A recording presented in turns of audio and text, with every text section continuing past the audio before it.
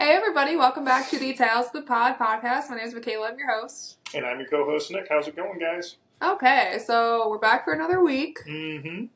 And this week we thought we would talk about coming-of-age scary movies. Coming-of-age horror is what our topic is going to be this week. What do coming-of-age movies mean to you? Like, what would you, give, a brief definition for? Me, I don't know. I think it's definitely going to be, young or even preteen, teens. Angsty. Yeah, and, something goes wrong. I mean, I guess you could argue, a lot of the slasher movies could be coming of age because it always focuses on a group of teenagers, out in the woods or something like that. Yeah, but there's no development to that. Yeah, there's really not. Yeah, they just get killed. But, that's what I mean. I mean, one could argue that, but, I think with the coming of age horror, it's they're kind of like the antagonist and the protagonist at the same time, you know, because it's them on a journey to do whatever, defeat the evil, or they are the evil, kind of like the Omen, I guess, in a sense, Okay. Well, we're going to What about you? What do you think it means? I mean, to be honest with you, it was always one of those phrases that I heard. But I never really, it was one of those things where it's you look at a movie and I could tell that it was coming of age, but I couldn't really define it to you. I hear you. Yeah, I just have a set list of movies in my head that I'm that fits the genre of coming of age. But, if you were to ask me the Webster's dictionary, they were coming of age. Before today, I did Google it today because I woke up this morning and I was what would be a cool topic is if we did coming of age. I think that would be a cool genre to tap into. Yeah, I definitely agree. But for me, it's just a vibe that you get when you watch a movie. You're oh, this is very coming of age. Yeah, and you can kind of relate to, I think, the main character, too, a lot, being, you maybe have went through the same kind of issues there. Well, and there's a lot of movies, at least in my list, that, when I saw them, I was the similar age or around the same age, and that made them my whole personality after I saw them, because I'm oh my god, this is, my feelings in this movie. Right. And that was my whole personality, and it still kind of is. No, I definitely agree with you there. So, but yeah, before today, I don't really know the definition. Well, hey, to each his own, I guess, right? Okay, so we're going to do our top 9, and then we'll just count backwards. Does that work? Yeah, I guess we'll just do that, yeah. Okay, if you want to start, go with your 9. All right, yeah, so I picked Talk to Me. I know we talked about this movie before on the podcast, but I think this definitely fits coming-of-age horror. And I feel a lot with these coming-of-age horror movies, it's the main character is kind of an outcast, and they're trying to fit in a certain way, whether it be going to parties or joining in these rituals or something. Which Talk to Me kind of hits that premise because it starts out with this girl. I forget her name. Hang on, let me look it up real quick. Talk to Me is such a good movie, and it's so underrated. I feel a lot of people don't know about it. Yeah, Mia is her name, and so Mia is kind of this. She's kind of unpopular, and I don't know. She's very kind of she's an outcast, I guess, but she wants to try to fit in. And basically, it starts out there's this whole thing with this hand. It's this embalmed hand that I guess these kids you hold the hand and you kind of can talk to the dead, I guess. Well, the hand belonged to a psychic or something? Yeah, there's some lore behind the hand, and it belonged to a psychic who was done embalmed, and then the hand was used as a conduit to talk to the dead, basically. Yeah. So she's okay, so I guess I'll do that. So she goes to this party where they're all doing it. The group of kids, they have this hand, and they're filming each other. It's a big viral thing. Being teenagers, they're all oh, drinking and all that. Bro, yeah, all that. And so Mia does it, and then she gets starts talking to, I think it's she's her mother or something like that. I think it's her, because her mom recently passed away, so she's using it to try personal gain. Yeah, she's also doing it too to talk to her mom and everything. Yeah. She ends up talking to her mom, but it's not really her mom. It's something pretending to be her mom. It doesn't really ever tell you what it is that's talking to her. Mm-hmm. You assume it's a demon or something, or an evil spirit. And basically from then on, it's kind of her battling with because she kind of gets addicted to it. She wants to keep doing it and everything, trying to get to her mother. And then her little brother ends up doing it, and he ends up getting put into a coma because one of these entities attacks him and makes him it's pretty brutal too. Bash his face against a brick wall until there's nothing left. He goes into a coma, But while he's in the coma, he's like stuck in the spirit world, and like these spirits are like just like trying to get into his body, kind of like Insidious in a way. Yeah. Definitely pulled I think a little bit from Insidious on that one. Super violent too. Like when I first saw that movie, I didn't expect it to go that violent. No, I didn't either. I thought it was a really well done like concept and everything, and really like unique too, because it is like coming of age, you know. It's like this teenage girl trying to fit in, but at the same time she's struggling with like the loss of her mother and like, you know, how do I go on from here? Basically, I want to talk to my mom again, and I thought it did pretty well and everything. It did actually really good at the box office. $92 million on $4 million budget, so they definitely did really good. That was very anticipated. I remember when this came out. Yeah, there was like a huge like, you know, marketing campaign for it and everything. But I remember like waiting for this to come out, like, oh, this looks pretty sweet. You know, this is definitely going to be a good horror movie. And I definitely thought it was. But yeah, that's essentially that movie. I think it definitely hits on like the coming of age topic. You could argue it's not, I guess, but you know, I feel like some of these, like, it kind of just depends. But to me, I think it, you know, I think it is, because I mean, it touches on a lot of different things rather than just the scary aspect of it. Right? Yeah, it's not just like full on like ghosts and demons and stuff. There's like another story underneath all that. She's like trying to fit in with a jock, so she goes to this party. She doesn't even like the jocks, and they're all doing it and, you know, tweeting it or TikToking it, whatever. And they're kind of like, and it's sad too because they're kind of making fun of her and stuff, because the first time she does it, I think she like ends up throwing up or something like that. Yeah, because it's like, you know, I mean, that's a lot. I mean, you're basically used as a conduit, and you're not actually talking to them, I might add. They're talking through you. Yes, they use you. You're the conduit, but the hand's also the conduit to make them talk through you. So well, they were mean to that one kid. Remember, he did it, and he was like, it's almost like being drunk. He did it, and he was making out with the dog. Yeah. And they were recording him. Yeah, because like mean. Yeah, there was kind of like a little bit of comedic relief in that, but it was very mean too, because they were like, you know, he's clearly out of control of his own body, and he's doing these things, and they're like filming it and like making fun of him and stuff. So yeah, no, that's a great movie. If you haven't seen it, definitely go check it out. I think it's a very underrated movie for sure. Yeah, I definitely really enjoyed it. I thought it was very well done. But yeah, that's my number 9. Okay, so my number 9, starting out, I don't know if, I guess you could say strong. I really have no idea. My number 9 is Teeth. Yeah. Which, this movie is a complete one and done for me. Like, I saw it back when Netflix had all the weird horror movies on there. It's when I saw it initially, so maybe like 10 years ago. And the poster for it looks scary, so I'm like, okay, let's, you know, Teeth, okay, it could be anything. Yeah. And it's just not what you it's really not what you expect at all. And Nick and I were going back and forth, like, who should cover this one? And I was like, I guess given the topic, maybe I should cover it. Yeah, like what you actually understand, like once you finally know what the movie's about, like, I think a woman definitely should. And there was actually like a medical term for it when I was researching, but anyway, so the main character, her name is Dawn, and she is like the spokesperson or like the president of this like Christianity abstinence group. Like she's preaching abstinence and like you know, purity rings, things like that. Very like goody two shoes kind of thing. Yeah. And celibacy. Yeah. I don't remember how it all unfolds initially, but sometimes they find out that she has teeth in an area where she shouldn't have teeth. And I don't know how much I can say on YouTube. But anyways, so it kind of touches on, I'm not preaching this is a great movie by any means, but I think it's definitely coming of age. Oh, for sure. Because she's battling with all these things. It's like, oh, I was raised religiously, but you know, I found this, and then she has like this like sexual awakening, and then but at the same time she has these teeth, and it's that she can't really act on. Yeah, her sexual awakening. But they're like, I mean, it's kind of queen behavior though, because they only act up when she's angry. Yeah. Because like she goes to, there's some really upsetting scenes in this movie. Like she goes to the gynecologist, and they like kind of start to like assault her, and her teeth like kind of protect her. Yeah. So it's like that's kind of like a safety thing, you know. That's kind of like queen behavior right there, if you ask me. But I definitely pushes back on all the teen tropes of like, definitely celibacy is a huge topic of that, but it goes back and forth on that. And I think it's just the dangers of sex. I think it's a metaphor for that. In some sense. Yeah. I guess you could definitely say it's almost like a Christianity like spokes movie. Like, hey, this will happen if you. Yeah, there are. So that was a pretty wild like concept for a movie too. Because it's just like, what? Like, but I guess that's a medical thing, I guess, too. I guess it can happen. It came up on here as an actual medical thing, which I've never heard of. Yeah, I mean, that's got to be super, super rare. But, it's a folk tale.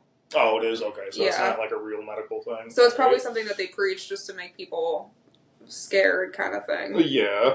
Oh, yeah, it's actually It's probably like an old, like, anti-sex thing, like don't the dangers of sex, this is what happens kind of thing. That's kind of what it is, but yeah, it definitely touches on a lot of the like struggles of being a teenager, but definitely amplifies them to a horrific level. I mean, and there's some pretty messed up scenes in that movie. That's why it's a one and done for me. It's kind of like one of those movies you feel bad watching at times. Which is so crazy. It was on Netflix back in the day, because I'm like, Netflix nowadays would never. No, they would never put that on there. Never. And I just watched it so casually on there. Oh, I know, right? It's definitely like a cult followed movie, too. I mean, you gotta that's like the movie you hear about, like, oh, have you ever seen Teeth? Mm-hmm. Like, it's like one of those kind of movies. And I've been putting it off, because there's been a few times where it's like, should we talk about Teeth for this topic? Should we talk about Teeth? Because it is a very well-known movie in the community, I would assume. Oh, yeah, I definitely agree. So there's been a few times. Body horror, too. Yeah, we've had a few topics where I'm like, should we talk about it? And then it's like, I've always put off, because I don't want to talk about this movie. I don't want to go into it, but it is, I definitely think it's worth the watch, because it's a cool concept. Yeah. It might be hard at times to watch it, because there are some messed up scenes in it.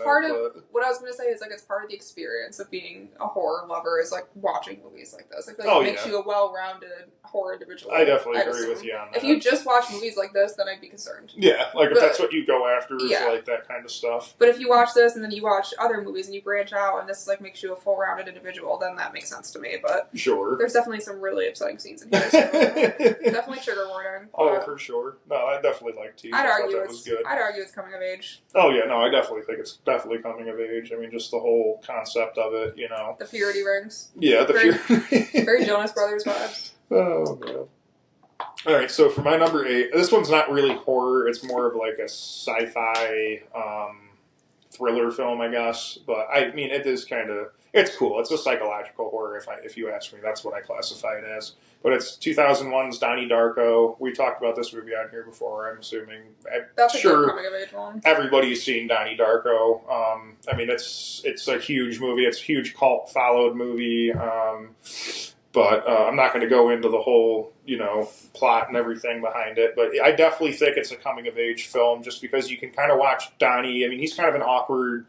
kid to begin with, he's kind of not really sure about life and what life is, himself, and he's questioning like what life is, what existence is, and everything. And then, all of a sudden he starts getting these visions, and I think it also has to touch in with like a little bit of schizophrenia and stuff like that, because he's seeing this rabbit named Frank that's not there, and he's telling him that the world's going to end in 28 days, 6 hours, 42 minutes, and 12 seconds. So it kind of goes through like his whole battle with that, trying to figure out like, is Frank real? Is this all real? And it's kind of cool the way Richard Kelly filmed this movie, because it's taking place in 2 different universes. So it's like the tangent universe is what Donnie's seeing with Frank and everything, and then the real universe, which like we all exist in and everything, and then they all kind of collide. That's the world ending basically at the end of the movie, is like those 2 universes collapsing into one.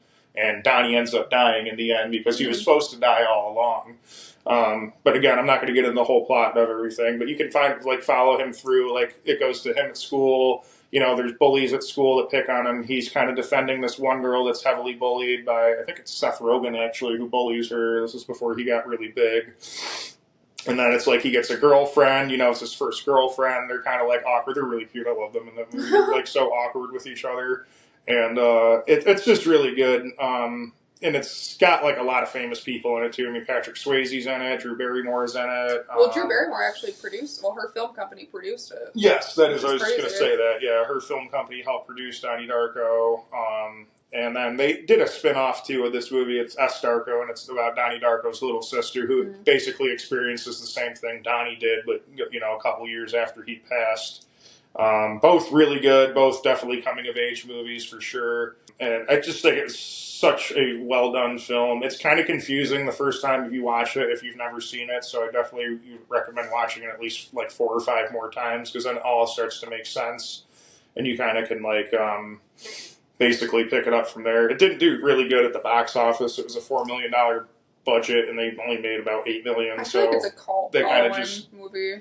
It is. It's definitely. Yeah. I mean, yeah. At the time, I'm sure it wasn't like, you know. I mean, it happened. It came out around the same time 9/11 happened as well. So you got to remember that kind of pumped a lot of stuff. You know, people were scared to go out and all that stuff. So I'm sure that's probably one of the reasons it didn't do well. But scenes too. It's not really. You know, there's nothing like violent about it. It's very like psychological, it's like unsettling, eerie, science fiction-y. You know, I do like the aesthetic a lot of this movie. It's all like kind of shot in like blues and like colors. Yeah, Richard Kelly does a good job with that, like filming it and everything. He definitely did a really good job with that. Yeah, that's a very good coming of age movie. When I was researching a bunch, that kept coming up. Mm-hmm. But I'm not a huge Donnie Darko fan, so I let Nick cover it. Yeah, I mean, I like I said, it's not horror in the sense that we would like recognize horror, but it's definitely like, I think horror people like Donnie Darko, even though it's not. Yeah, and I think like doing this podcast for so many movies where it's like we have to.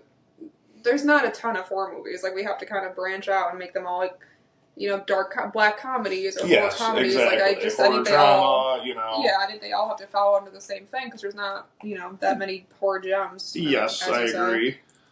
I have a couple of horror comedies on mine. Yeah. What's your number 8? My number 8 is The Lost Boys. Yeah, there you go. There's a classic. I think is like the coming of age movie. I definitely think so. Definitely very 80s aesthetic of the movie. Mm-hmm. And I'm not going to touch on too much of The Lost Boys because I suck and I haven't seen it in probably like 10 years.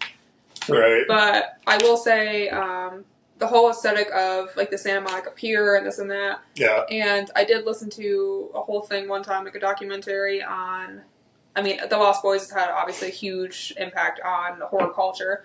But Jordan Peele, for his movie Us, he set it at Santa Monica Boulevard too. It's like Santa Monica Pier, I'm sorry. Yeah. As to pay homage to this movie. And then there's so many like little tropes. Like there's people dressed like the Lost Boys and there's all these like little things. Sure. Yeah. So it's still affecting, I mean, how many, like 40 something years later, it's still having an impact on the genre. I know, and a lot of like, I mean, the cast was pretty good too. I mean, the cast was stacked. Kiefer Sutherland, you had Charlie Sheen, the 2 Corys. I mean, they're all kind of horror icons. You know, stacked. Super good cast. I mean, it was in that time too, where like it was all kind of like the '80s, like Molly Ringwald movies and stuff. And then like here comes the Lost Boys, which is kind of like the same thing. It's like a kind of like a heartthrob story, but there's a horror twist on it. You know. Yeah. No, I definitely like. I like the whole vibe of the movie, and we definitely should give it a rewatch because I haven't seen it in a while. I know, I haven't seen it since I was probably like 11, 12 years old. It's been a long time. Well overdue for another rewatch for sure. But yeah, it's a great movie. Definitely very coming of age. Love the aesthetic of it. If you haven't seen it, definitely go watch it. It's a must see. Oh, for sure. When I was younger, I used to get it mixed up with the Goonies. I don't know. Well, because they kind of were like, the casts were like kind of in that too. Yeah, like, for some reason my brain, like, you know, like you like look back on memories and your brain just can't separate what was. I know exactly what you mean. It's weird. What was what? So they kind of came out like around the same time too. Yeah, I get those mixed up a lot. Okay, so for my number 7, I picked The Faculty. So this movie is another cast that's stacked. Oh my god, you want to talk about a star-studded cast? I mean, you had. It was, oh my god, just amazing. It was Jordana Brewster. She's Fast and the Furious movies. Josh Hartnett, Femke Jensen, Elijah Wood, Usher, Robert Patrick. I mean, just all these famous people. Not really famous at the time, I guess, but went on to be very famous. I mean, Josh Hartnett did Black Hawk Down. Usher, You know, Jordana, like I said, Elijah Wood, Lord of the Rings. He was Frodo. So it was definitely like I think a huge breakout movie for a lot of these people. But yeah, this is definitely like a coming of age movie because it's like it's kind of sci-fi. I'm sure everyone's seen this movie too, but definitely, you know, it starts out with like these alien pod things start taking over like the faculty at this school, and Josh Hartnett, he's basically the main character, and so is Jordana Brewster. And they start to like try to figure out like what's going on, and like now all their friends are turning into like these. It's kind of like Invasion of the Body Snatchers, really. That's what it really comes down to. It's like Invasion of the Body Snatchers. but in like a, hip, young, 1998 version. And yeah, but I mean, it's like the whole thing. Like Josh Hartnett like has a thing with like one of the teachers, and like and Jordana Brewster's kind of like the hot, pretty girl, and so there's like you get to see it from like not just one main character's perspective. It's kind of like all of them kind of start to notice like something's not right, and then it's like they each start turning into these things. And it's just a great movie. I think it did pretty good at the box office too. It was a $15 million budget, and it got $63 million. And I feel like we're going to say this a lot this episode, but this is definitely a cult classic kind of movie. Oh yeah, I feel like most people The Faculty. Yeah, I remember watching this on like Sci-Fi when I was like, I don't know, like 9 or 10, and I was like, this is so cool. I think I saw it on Tubi. I think it was on Tubi back in the day. They used to play this, I remember, all the time, like around Halloween on Sci-Fi. I think Chiller used to play it too. Yeah, Chiller did too. Yep, Chiller definitely did. Which, if any of you out there remember Chiller, yeah, please let us know. Please let us know we're not alone. Yeah. Yeah, I mean, like another, like Salma Hayek was a nurse in this. Like there were so many, like just famous people that were in it. John Abrams was in it. Yeah, there's just so many people. Clea Duvall was in it too. I always forget. John Stewart, was that John Stewart? John Stewart? Yeah, John Stewart was in it too. I forget who he was. Like I think the principal or something. I'm trying maybe. to remember. He must have been young. Yeah. Yeah, well, he was in like Half Baked and stuff like that too. He always made like little cameos in it. I love John Stewart. But yeah, definitely a great like coming of age movie because there's like a lot of drugs, there's like partying and stuff, school, and then there's like all of a sudden it's like they kind of wake out of this like the high school life and they go in like, okay, something crazy's happening here. We got to figure out what's going on. It's kind of almost like a Scooby-Doo episode. I wouldn't have gotten away with it if it wasn't for you meddling kids. Exactly. No, definitely a good one to watch though. Alright, my number 7, I picked a movie that came out in 2017. I think it was more of an independent film. I don't think it went in theaters, but it was called My Friend Dahmer, a reenactment, biographical. Biography. Biography. Of Jeffrey Dahmer's life. But what's cool about this, not cool about Jeffrey Dahmer at all, but what's cool about the movie is most of the times, serial killers, they want to touch on, like, their crimes and like the violent years and this and that, but what's so cool about this movie is it's more of his early years and his formative years, and the movie actually ends at his first kill. Right, yes. So it's like, it doesn't do the whole like, bodies in the freezer, it doesn't exploit that. People, it doesn't exploit that, it actually shows him in high school and how he was and this and that. Yeah. And the guy that plays him, Ross Lynch, he was actually like a Disney Channel guy. Oh, really? And this was like his breakout role on the Disney Channel. I'm finally out of Disney. But he got like recognized for being so good at doing Dahmer, and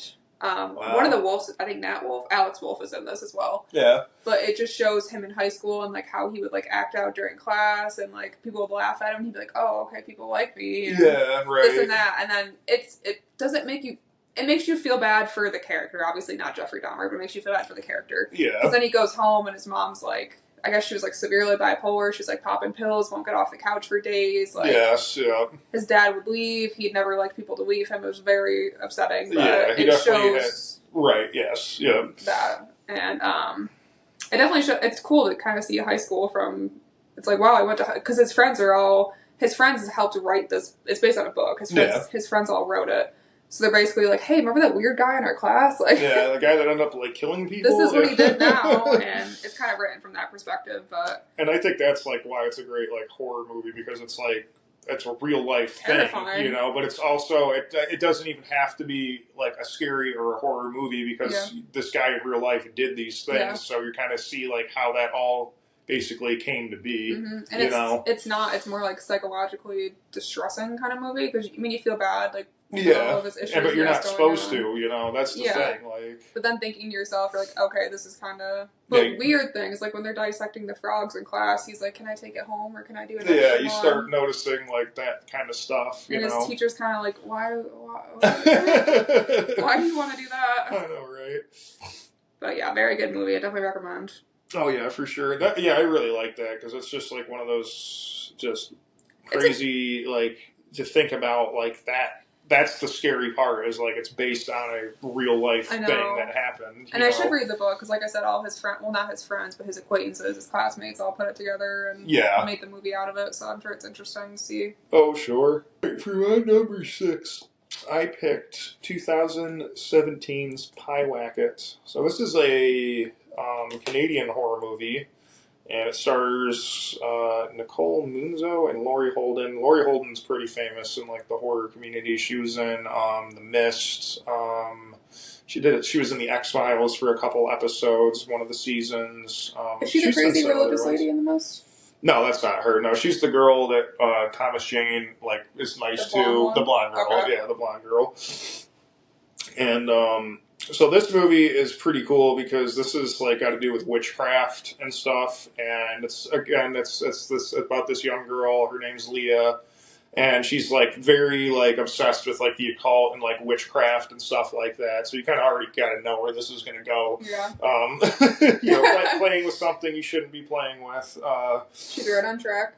And so she like her and her mother are like very like volatile. Yes. Like she can't stand her mom. Her mom's not really overbearing, but just wants like the best for her daughter. And so, but her daughter doesn't want anything to do with it. So she kind of basically finds this book that has this curse to bring out the demon Pyewacket, and it'll basically you bring this demon, it will kill somebody for you, and like somehow I don't know exactly how, it doesn't say how it's gonna like happen or anything, but you kind of see that kind of develop through like her friends and everything like that, because her friends are also like into this stuff. So she says like, hey, I actually performed this ritual and it worked, kind of thing, like something's following me.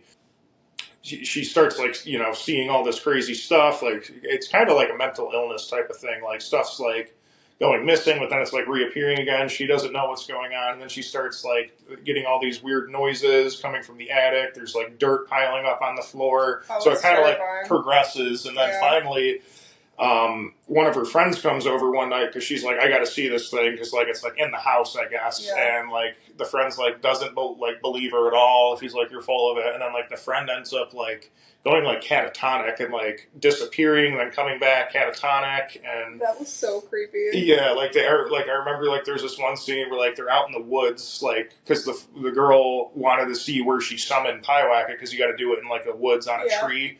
And so she brings her to the tree, and then the girl just like wanders off into the darkness and like never comes back. It was like super, super unsettling.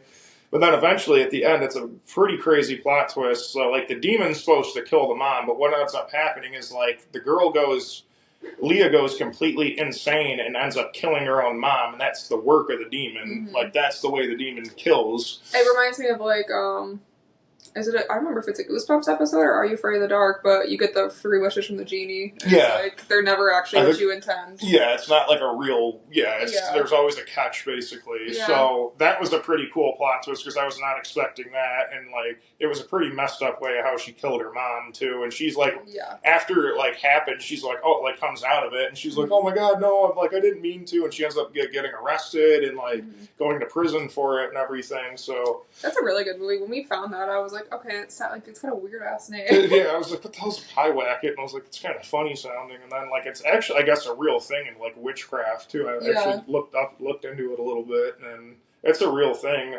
I mean, I don't know exactly if it's what this movie is, but it's definitely a real thing. But it's like we've all been teenagers being all angsty, being like, I hate my parents and but, stuff. Like, God. Yeah, it's like, be careful what you wish for, I want my mom dead, like all that stuff. To do a ritual is crazy. Yeah, to try to kill her. And it's like crazy, so it's like, be careful what you wish for, because then she's the one that ends up killing her and then has to pay the consequences for it, I mean, if Sienna and Terrifier can deal with her mom, I think that anybody can deal with their mom.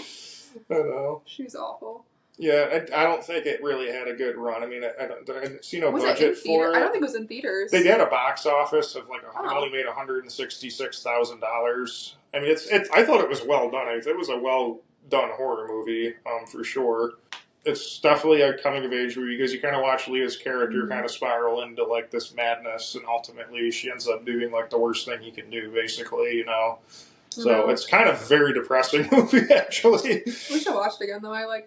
I like those movies when you can see like things moving in the background. It kind of builds up to this big, the big climax at the end. Kind of thing. And you kind of do see the Pyewacket, the demon, and it's pretty messed up looking. I mean, it's like this spirit, like it kind of looks like an old like forest spirit. It's so creepy when it's old people. It's so creepy. I don't know why it's so creepy, but it is. Yeah. My number 6, I saw the TV Glow. Yeah, which I'm not going to dive too much into this because we just talked about this movie last week. We talked about the best horror of 2024. But actually, I'm seeing right now that the actress Emma Stone produced this movie. Oh, really? Yeah, that's pretty cool. Oh, I didn't know that. No, Yeah. I didn't know that either. But this is a very coming-of-age movie. Kind of progresses throughout the main character's life. He's kind of like a middle schooler when it starts, and then all the way through adulthood and all the changes he goes through, you know, is this real? Is this not real? What happened when I was a kid? Like the nostalgia aspect of it. Sure. Was that real? Was it not? What do I do with my life? Do I go with my friend? Do I stay and work at a miserable dead-end job? Yeah. Like it has a lot of points on, like, life itself, you know. Yeah, it's like commentary. Yeah, commentary. Yeah. That's the word. A lot of commentary on, like, just being alive and, you know, living. It's very moody. Like very moody. Yeah. And it's kind of cool because it's like a coming-of-age movie, but it's like this guy's entire life. It's not just like his teenage years and then something happens, you know, and that's the end of the movie. It's like his whole life is based around this TV show. Yeah, and he has, like, his depression just worsens throughout his life, and it just kind of leads up to a point at the end where he kind of, like, kills himself in a way. Like, I don't even know how to describe it. It's very weird. It kind of is, but it isn't. It's definitely, I'd have to rewatch it, and then maybe it's like one of those where you watch it a few times, and then you're like, oh, okay, I get it. Yeah, because it's like, it's an A24 movie, so it doesn't really make, like, a whole lot of sense, like, sometimes. Oh, I actually just see now that the producer said it's an allegory for being transgender. Well, yeah, because he's a girl, because in the show it's two girls, and, like, she always said, like, the wizard, the moon man changed you into a boy kind of thing. Yeah. And it could I mean, I never even thought of that. Yeah, that would be a really good allegory about it. Yeah, okay, that makes sense now. Yeah, kind of like Beau Was Afraid. Oh, God. Yeah, no, it's a great movie, though. Very aesthetically pleasing. You're definitely going to watch it and be like, what the hell am I watching? But you can't kind of look away. Yeah, it's a very, very good movie. It's got an 84% on Rotten Tomatoes. Yeah, I loved it. I loved it. I was like, when you were watching, like, this is so freaking cool. Well, sometimes like, this is so, like, in-depth. Like, the way they fit, like, how in-depth it is with everything. It's A24, they're always... Yeah, it makes you feel, like, all these different emotions. It's so cool how... But sometimes movies like that, they don't do well because people don't understand. Or they don't care enough to look it up after and be like, think about it or whatever. Yeah. You know, it's like, sometimes you gotta, like, kind of piece it together. And that's why I like movies like that, where you're kind of, like, piecing it together for your own, like, understanding. Well, you're thinking about it for days, and you're like, oh, that's what that meant. Like, we saw this movie a few months, probably over the summer, we're just now realizing what it means. Yeah, I know. That's a good, I mean, that makes sense, though, because I remember that. He was wearing, like, dresses and stuff. Yeah, they would play dress up when he'd go over and spend the night, because he was, like, a lot younger than her, you know. I remember that now. That makes a lot of sense. Yeah, that was, good movie. Wow, what a good... That just, like, blew my mind. I'm, like, thinking about that now. I'm like, wow, that actually makes a whole lot of sense. Yeah. Well, then he wasn't able to, like, express who he truly was ever, you know? Yeah, exactly. After she left, it was like... Yeah, he's like, I can't, like, I need you, you know? Yeah, it's sad and all. I know, it really was a sad movie. It was very sad, too. That was a movie that was like, damn, I feel, like, really bad. Yeah. Very sad. Alright, so I guess I'm on number 4. So I picked Carrie for my number 4. I'm not going to talk a whole lot about this because I'm sure everybody, we've talked about Carrie a lot on this, but everybody's, I'm sure, seen Carrie. But I think this is like the pinnacle of coming of age movie. I mean, obviously with Carrie having to deal with that horrible bullying her whole life and then her crazy, overbearing religious nut mother. You know, that's just a recipe for disaster. And I mean, obviously, at the end of the movie, that's what happens, you know. So it can only, you know, and you feel bad for Carrie the whole entire movie. Even when she's, like, killing all these kids in school and, like, burning the building down. Like, it's like, they asked for this. Like, when she got her period in the shower and they're like, plug it up. And she's like, she thought she was dying. I know, yeah. And she's like, no one had any, like, it was awesome though. Like, that one girl was nice to her. And then the gym teacher, it wasn't PJ Souls. I know that was the other girl. No, PJ Souls was the hat girl. She was mean. Mm-hmm. But it's weird that she kills. I mean, I guess it just shows at the end that she has no compassion left. Well, yeah, you see it in her eyes. There's, like, nothing there anymore. Yeah. It's like... It's all gone. Yeah, she, like, killed the gym teacher. She just basically was like, I'm done with everybody. Yeah. But yeah, definitely very... Mm-hmm. She grows up real quick in that movie. Oh, yeah. Oh, my God. It's just... And I think that's the pinnacle of a coming-of-age film. I agree. Well, I got another one on my list I think is also the pinnacle. But this is definitely, I think, that maybe put that term coming of age horror on the map was this movie. So yeah, that's my number 4. All right, well, I skipped one of mine. So my number 4 is Super Dark Times. I don't think I've seen that one. Did we watch that? We watched it, yeah. I can't remember what that one is. This was kind of like an independent film. I don't think it had a theater release. Okay. But it's very like, I don't know. I think this came out after, but it's very It vibes. Like, it's 4 kids that ride around on their bicycles a lot. I think it takes place back in the 80s or 90s. But remember they kill that cop accidentally, and they put him in the hole, and then the 2 friends, and then one has a sword.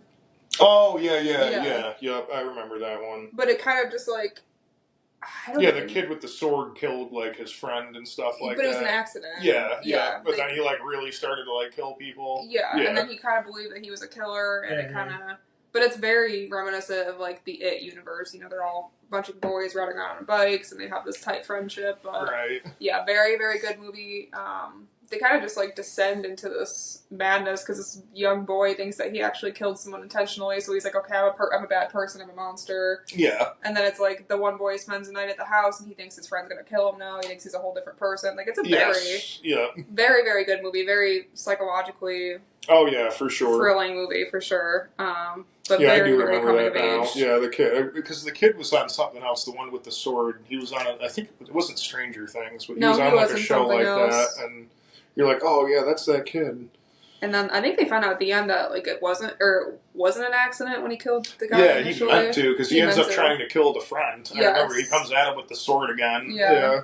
It's a great movie. Or no, it was a girl. He killed the girl because that one girl came over because there's like those 2 girls, and he ends up killing the girl, and then the friend's like, "What'd you do?" And he like came after him with the sword. Yeah. So like he was planning this stuff like a long time. So it kind of was like the birth of a serial killer that we were witnessing. And you're watching it, and you're like, okay, who's in the wrong here? Who's not? Yeah. It's got 90% in Rotten Tomatoes. Yeah, I could have watched that one again because I did like that. That was a different horror movie. The atmosphere and everything is very different and unique. I like it a lot. Oh, for sure. But if you watch it like too close to watching it, you're like, okay, this is kind of somebody ripped off somebody. Yeah, like Stand By Me kind of thing. Yeah. That's. I mean, I'd consider that coming of age horror, but it's not horror. It came up when I typed, like, I don't know, for some reason when I was typing in coming of age horror, nothing came up. Only coming of age movies came up. So Stand By Me kept coming up. Yeah, Stand By Me. Which also I've never seen Stand By Me, so. No, I mean, I guess you could call it horror because they're like literally just like riding their bikes to go see this dead body. Well, doesn't the kid die? I was gonna say, doesn't the kid die? And one of the kids does die, yeah, and then like. So I guess it's kind of horrific. Or he gets hit by a train. I don't think he died, but he got like hit by like maimed pretty bad. From, was that the one where he got stung by bees and he died? Or that's My Girl. My Girl, yeah. I've never seen that either. Yeah, but no. Anyways. I'd consider that Stand By Me, I guess, coming of age horror. So for my number 3, I picked The Witch, and we've talked about this one on this podcast before too. And, you know, this is just, I think, a really good coming of age, and the way Robert Eggers does it through like this folktale and witchcraft again, you know, it's that girl Thomason, and she becomes, you know, a woman in this movie, and like the Puritan times, that's like a sin, like you shouldn't become a woman. Yeah, basically, you know, naturally. You know, your parents are mad at her, they accuse her of witchcraft because the crops are failing and everything, and ultimately she ends up making a pact with the devil and becoming a witch because all this bad stuff ends up happening to her family. At that point, you might as well, you know. Yeah. She really is given no other choice. Might as well just hop on the bandwagon there. Yeah. She's like, if you want to call me a witch, okay. Yeah, I definitely really like this movie because it definitely gives you a sense. You feel for Thomason, you know, the whole time because it's like, you know, like she had nothing really to do with what happened, but her parents blame her because, oh, you're a woman now and you're a witch. You're out in the woods. You're obviously up to no good. You know, you're the reason why. Like the witch trial. It kind of shows Salem witch trials kind of vibe. Yeah, exactly. And how everybody was a witch just for existing, you know. And this was Robert Eggers' breakout film, too. And it was crazy. I can't believe for somebody. And he was young when he made this. I think he's only like 40, so this came out 10 years. So he was like 30 years old, and he puts out this. You can tell banger of a freaking movie. Yeah, you can tell what movies he directs because like Nosferatu has the same kind of like aesthetic. Yeah, The Northman was a great. They all have the same like lighting and aesthetic and the way the lighthouse. Yeah, very moody. Very, very moody. Very unsettling too. Every time I say moody, I think of Moody's Point from the Amanda Show. Moody. When her dad's in the hot air balloon. Yeah. Perfect. Anyways. Are we on 3? That was my 3rd, yeah. Okay. So my number 3, I picked Jennifer's Body, which in my opinion is like the coming of age horror movie. I love this movie. I know it absolutely bombed, and I know people absolutely hate it, and I think it's so dumb. Actually, when I was looking it up, the reviews were really, really, really bad. I think it only got like 17% on Rotten Tomatoes. But in my opinion, I will go on my soapbox about this movie. They missed the point of this movie. Yeah. I think it is quite the feminism anthem of this time. Sure. No, I can definitely see that. The main character is, well, there's Megan Fox and Amanda Seyfried. And, of course, Megan Fox is Megan Fox. So she's, like, the babe of the high school. And Amanda Seyfried kind of plays the, like, quiet, nerdy girl. I always forget she's in that, yeah. Amanda Seyfried? Yeah, I always forget she's the other friend. She's, like, the nerdy, but somehow they're best friends, which kind of defies all high school logic. But, yeah, exactly. That's a big plot hole in that movie, right? Yeah, it kind of defies all, but they're friends. Yeah. And there's just so many, like, commentary to this movie. Like, Megan Fox, her wardrobe, they literally had her wear children's clothes. Like, she wore, like, little girls' hoodies and this and that. And it's like, why do men find that appealing? Because everybody thinks she's, like, the heartthrob of this movie. Right. But in reality, she's wearing, like, young girls' clothes. And, you know, she gets abused by this band, and they take her out in the woods, and they kind of make her this demonic creature. They don't really elaborate on. It's like a ritual they do to her, basically. Yeah, they don't really elaborate on what exactly she is, if she's like a witch or a vampire. They don't really elaborate, but they needed a virgin for this ritual, which, plot twist, she's not a virgin, so right. She kind of just is stuck as this being, but she just kills and eats men and disembowels them. That's why she loves this movie. And I think that's just, you know, just queen behavior. I don't... Sure. No. I think there's more to be said. I actually read a whole article today about, like, the meaning of this movie, and I don't remember anything now, but it was very, you know, it was directed by a woman, which is great, and it's just very... There's definitely a bigger message to it that was missed. Oh, for sure. And I know when she said she put the movie out, she intended it to be mostly women that went to go see it, and mostly women from the ages of, like, 20 to 25. Sure. And they did, but... yeah, it said it's been frequently compared to Ginger Snaps, which I think is... Well, what did it do at the box office? I'm just kind of curious, because I thought it was like a huge movie. Like, I remember it. Like, budget was $16 million. It made $31 million. Okay, so it did a hell of a lot better than the one I'm about to talk about. So not terrible, but yeah, the reviews are... They're not it, sis. Yeah, that's the thing. Like that's a cult movie for sure. That's like become a cult movie in the 2010s, I guess you'd call it. So I've wanted to talk about this movie for a long time, but we haven't really had any, I guess, categories it would fit into. I guess you could call it like a creature feature, but she doesn't really like change in anything. She kind of just like grows fangs, right? She doesn't like transform into something, right? No, she kind of, yeah, I guess she just kind of grows fangs. And like gets superhuman strength. Well, there are that one scene where she like opens up her mouth and it gets yeah, it's all like the teeth and everything. Like becomes yeah, her it's face. like the old It. Yeah. But yeah, I think it's, you know, I think it's cool to have the woman be the villain too, and have the main story about two women. And there's this whole trope in there where it's like they go, you know, a certain there's some kind of phenomenon that they refer to, but it's basically when women can talk in a movie more than 10 minutes without referring to a man. Yeah. And this movie does it a bunch, and sure. I think it's great. It's definitely, it touches on a lot of different underlying meanings. Whether it does it well or not is debatable. Yeah, no, I hear you. It's a fun watch. No, I thought it was like a cool movie when it came out. You know, I mean, obviously, I think like the whole big attraction. Like, I'm not trying to be like a womanizer or anything, but I think Megan Fox was like the big thing. She was like a huge, unfortunate like, sex symbol at the time. You know, yeah, it kind of backfires. It's like, yes, you need that sex symbol to portray the misogyny, but at the same time, then you bring out the horny 15-year-olds. Yeah, I just want to see Megan Fox like in her bra, you know. Yeah. So it's,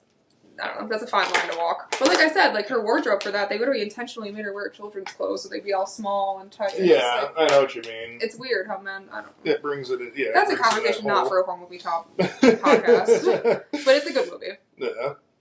So, well, you just said my second one here, my number 2. So, my number 2 is Ginger Snaps, and we actually just watched this movie last night because I haven't seen it in such a long time. And I forgot how like actually good of a movie this is, and I'm like I never like really looked into this movie, but I just looked it up. It was a $4 million budget. Oh my god. 500,000 at the box office.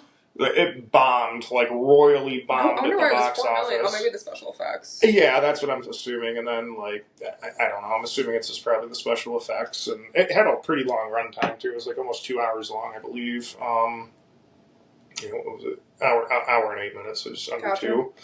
But yeah, this is the pinnacle of coming to age, in my opinion. Yeah. I mean, this is just follows it's got our Lord and Savior. I say what you say. Aww. Our Lord and Savior, Catherine Isabel, and everybody knows Catherine Isabel. She's been in Freddy vs. Jason, American Mary. She's basically a scream queen of like the 2000s. Mm-hmm. And then it's got what's her name? Emily Perkins, and she actually played one of her like breakout roles was actually playing what's her name? Not Brenda in It. What's the girl? Oh, Beverly. In the 1990 Stephen King It, she played the young girl Beverly. So that was kind of like her breakout role, and then she starred in this. But it's basically these two teenage sisters. They're I think 15 years old, maybe one's 16. And they basically like to, they're obsessed with death and like suicide and stuff like that. This movie's kind of triggering for some people, so I definitely would. I don't think it'd be made today. Yeah, it definitely would not be made today. It's a very triggering movie, but it basically follows them. They're basically the rejects of the high school. Like they're the creepy, weird girls that like nobody wants anything to do with, and the whole movie is kind of like the whole like there's the jocks that are like noticing like they're getting like older, like they're developing, kind of thing. God. It's very uncomfortable, and it gives me PTSD. Yeah, and it's like it came out in 2000, so you just picture like the frosted tips, God. the Jankos, the Adidas, the whole 9 yards. Top. Yeah. And there's like a lot of that going on in the movie and everything like that too. But basically it starts out with like these dogs start getting get killed, like not killed, they get like eviscerated around the neighborhood, and they're like, what's doing this? And Ginger and her sister's name is Bridget, played by Emily Perkins, and Ginger's Catherine Isabel. They don't really pay any attention to any of this. And then they're getting bullied by this girl, Trina, and she's like one of the popular, like, 2000s girls, with that Abercrombie stuff. Probably the juicy sweatsuit. Yeah, the juicy sweatsuit and everything. And so Trina's got this Rottweiler, so they're like, we're going to take her Rottweiler and we're going to kill it, and then we'll just blame it on this thing that's killing all the dogs. So they go, like, looking for Trina and her dog one night, and Ginger gets attacked by a werewolf. So she starts turning into a werewolf, but at the same time, she just became a woman. So, like, now it's, like, this whole other thing of, like, it's a very diverse movie because there's, like, that going on. She's turning into a werewolf as well.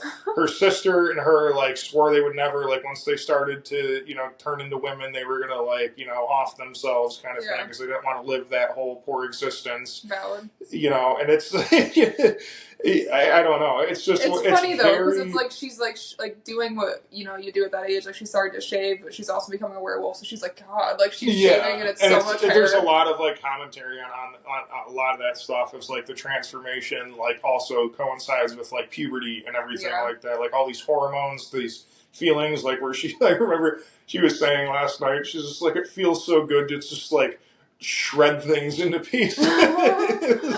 And she's like killing like all these animals. She like ends up killing a few people, and then she finally like fully transforms into a werewolf. And they find a cure for it. Her sister and this guy Sam, they find monk's hood will actually like transform her back, but they were just too late in time to give it to her, so she ends up dying at the end. And so they came out like with a I don't know how I've never seen the second one, or they made another one too. So there's 3 of them all together, but I don't know how they bring back Ginger because she's in both the other sequels too. So it's like I don't know how she came back. How do they bring back Jason?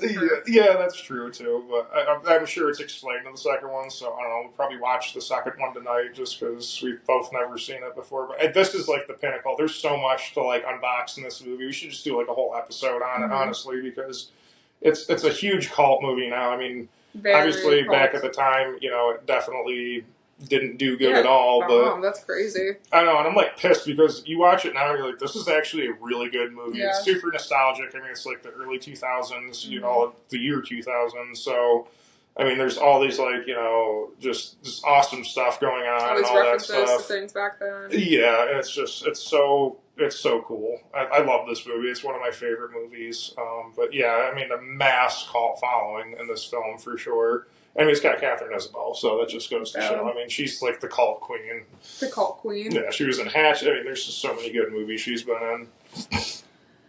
All right. Well, my number 2, I picked It Chapter 1, which you could do the 2017 version or the 80s version. They're pretty much the same story, just a retelling. Sure. But the first chapter, of course, is when all of the kids are children, when it's going after them, and then of course the second one is when they're adults. So I would say the first one is very coming of age. Sure. Not going to go into the whole plot of it. I think we've talked about it before. Yeah. But yeah, very, very coming of age in the sense of, they're all kids. They're going through like, awkward times. They're kind of figuring out who they are. They all love Beverly, which is like the only girl they've been around. And, yeah. Oh my god, there's a stink bug on the wall. It just scared me. Anyways, but they're not quite to the age where they can like drive or do anything yet. So they're still riding their bicycles around like little kids. But in the sense, they're also fighting this really big monster. So they're not kids; they're becoming adults. Yeah, they're growing up very quickly. They're growing up very quickly because they have this giant clown that's coming after them every single day. But yeah, it is a great. Chapter 1 specifically is a great movie. Very nostalgic for the time. Very 80s-esque. Sure. Yeah, definitely go check it out if you haven't seen it. I'm not going to go too far into it. I know we've talked about it before.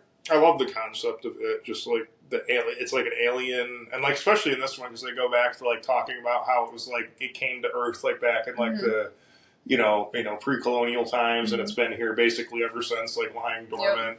Not pre-colonial, but you know what I mean, like pre-history times kind of thing. Yeah, I know. I like the whole like circus vibe they kind of dive into, like how it traveled with the circus, and that's how it became like a clown. Yeah, it's kind of like this enigma. It's like a life force. It's not really even like has a physical form. It's like it kind of transforms into whatever you're scared of. Yeah, it's the cool I love the concept of it. I think it's just it's so cool. But yeah, definitely chapter 1. It's very, very, very coming of age.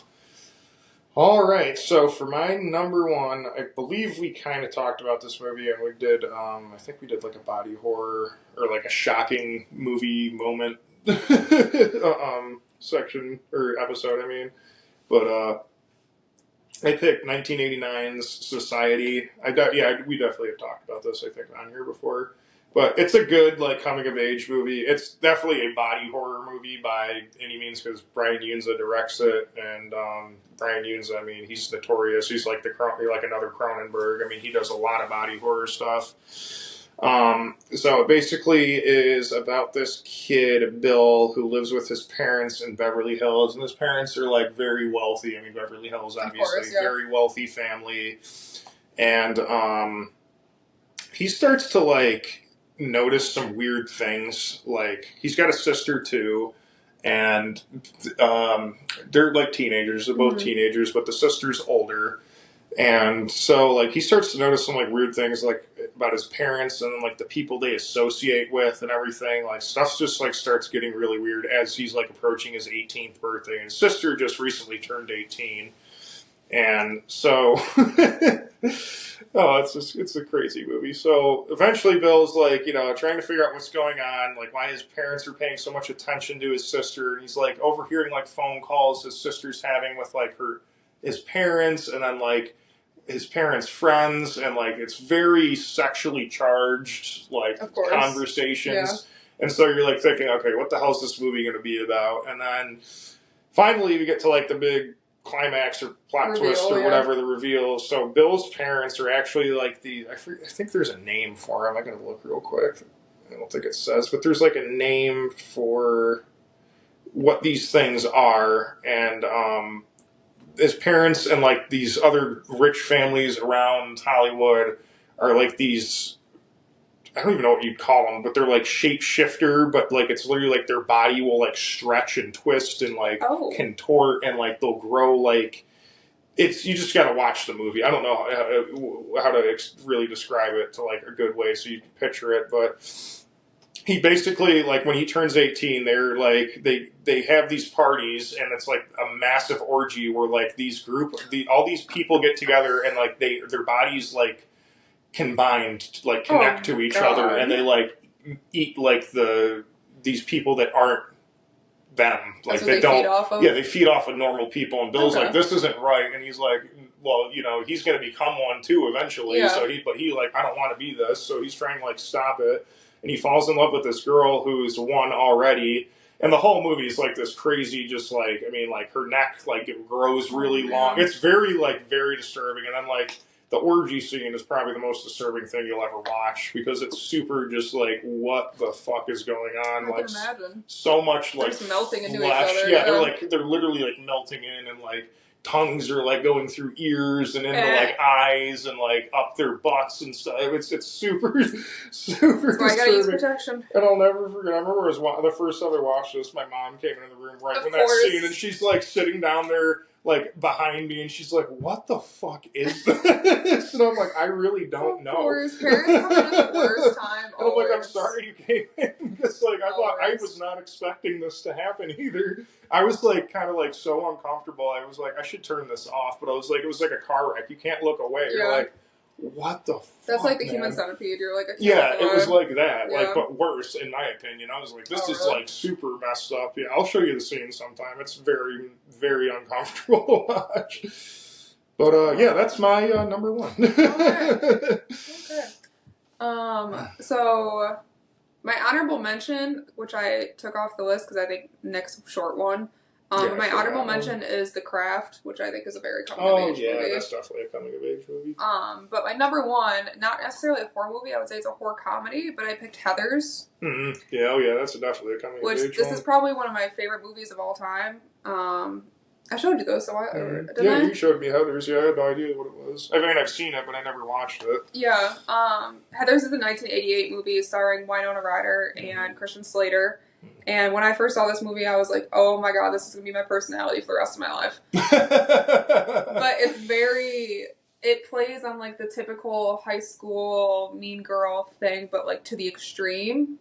Like, it's it's like cliquey and it's like fat shaming and it's all these things, and then they start like a suicide cult, but then they're faking the suicides and they're actually murdering people. Yeah. And Christian Slater's like this bad boy, and then he's actually a mass murderer, and it's like he wanted to go blow up the school, and this was before, you know, that kind of stuff happened every single day. Like exactly. Now I feel like if that in a movie, it'd be like, oh, that's insensitive, but it's like, this is before those things happened. This is before Columbine, this is before anything. Yeah, it was long before all that. Yeah. So seeing this in a movie was like a huge plot thing. I was like, oh my god, this guy's a psychopath. He's a serial killer. And Winona Ryder's dating him, and it has so many, I just love this movie. It's the aesthetics of it, the 80s of it. There's so many classic lines. Oh, yeah. Fuck Me Gently with a Chainsaw is a great line. And I love, like, how it's, like, there's so much commentary, like, on those issues, too. Because there was a lot of issues, like, they're, like, you know, like, heavy metal music, like, the whole, like, Satanic Panic was part, like, they mentioned that in this movie, like, all the commentary they did, like, on the issues present at that time, you know. And they don't... Suicide pacts were a big thing, you know. And they don't make it... Like, it's realistic in the sense of, like, adults don't know what you're going through when you're that age. Because, there's all these suicide pacts going on, and what did they do in this movie? The adults make a song about it. Yeah. And the song is like, don't commit suicide. Yeah, like they try to, like, market off of it, you know? It's like, why don't you have these kids go to therapy? Do something. I know, there was nothing, like, set into play. It was very, like, ahead of its time, I think, in the message it was trying to send is, like, you know, kids need help when it comes to this stuff. Like, you can't just say, oh, you know, it's not going to happen to my son or daughter, you know? Yeah, I know. There's this one scene, too, where Winona Ryder, she's at, like, some college party she wants to, too, and some man tries to, like, get her to do something she doesn't want to do, and it's just iconic. I thought she was on a talk show not too long ago, and somebody brought up this movie as, like, one of their favorites, and she was like, oh, her Winona Ryder's agent told her, do not take that movie. Like, read the script and was like, that will kill your career if you take that movie. And she's like, no, I really want to do it. And it bombed. It didn't do well. It's a very, like, niche cult movie. It's definitely become a cult movie in the years, since it's been released, for sure. But, I mean, definitely, I think it's a great movie. I mean, don't watch it in, like, 2025 standards, because it's very... Yeah. It wouldn't be made today by any means. Yeah, it's like with Ginger Snaps, same thing. Yeah. Like, that would not fly, like, as a movie concept, But still great. Very, very coming of age. Not necessarily horror, but, like, dark horror comedy. Yeah, it's definitely like a horror comedy, because there are some, like, funny moments in it and stuff, like the typical 80s, like, haha, Yeah, and there's so many tropes nowadays. Actually, I think they made it into a musical. Oh, really? Yeah. Where they all, like, play, where do they play, croquet? Yeah, croquet, yeah. That's, like, a big thing on Broadway. Yeah, that's funny. Well, guys, I hope you liked this episode. Yeah, sorry for kind of all over the place. We had a long day. It was our anniversary today, so we went out doing a lot of stuff and doing a little boozing. Yeah, we wanted to record because I was like, I mean, maybe we'll be fun because we're drinking, so. Yeah, maybe we'll. But now that I'm, like, thinking about me talking about Jennifer's body, I feel like I didn't do it the justice that I would have liked. No, I definitely hear you. I definitely think maybe we'll have to revisit this when we're sober and do, like, another coming of age episode. I wanted to talk about that for so long because I know there's a lot to it, but I'm like, I read it earlier when we went to the bookstore, we studied all this. And now thinking about it, I'm like, I have no idea. Oh, I know, and I feel like we talked a lot about the ones I mentioned. Like we talked about them already, so it's like the ones that, we haven't talked about. I'm like, oh crap, that's right. I got to remember this one. Should have done my homework, and I should have watched The Lost Boys. I know, I should have brushed up on some of these. But I suck, and I'm not the best podcast host for you guys. But yeah. Anyways, we'll be here next week. We'll be here, and we'll see you. And stay spooky. Stay spooky.